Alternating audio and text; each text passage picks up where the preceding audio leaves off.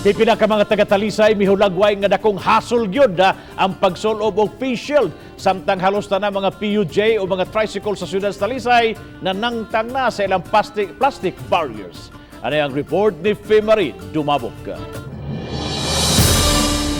Dinhi sa daplin sa daan sa Cebu South Coastal Road, maihap na lang gyud ang magsulubog face shield.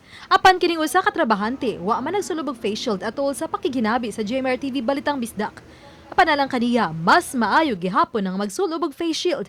Samtang alang usabi ning habal-habal driver nga wa nay bili ang face shield. Mas okay garo kung mag face shield japon para safety sa mga bata bakit.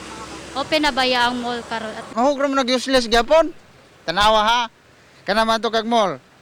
Kabantay ka, mag-face shield igsod sa gwardiya. Igabo sa sulod, unsay ibuhat nila face shield?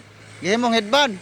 Ang DOH Head Office ni Paybao nga null and void ang mga local order na mitugot sa dili na pagsulubog face shield kay paaboton una ang mando gikan sa IATF. Samtang dinhi sa terminal sa mga pampublikong sakyanan sa Tabunok, Talisay City. Halos wa na mga barrier ang mga sakyanan sa PUJ man o tricycle.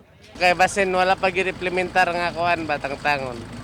Pero gapon tanaw ko wala na may mga barrier ang mga sakyanan. Gapon itang-tangon nako. Wala din hassle sa pero mas murag mas nindot pa unto kay para kuan ba para na masipti po ng tanan tao. Hinon kining usa ka PUJ gipili nga pilon lang ang barrier.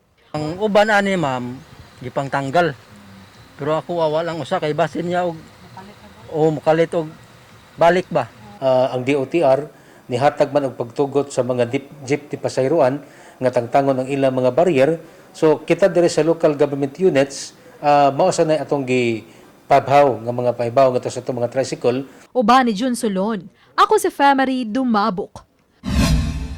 Balitang Bisdak.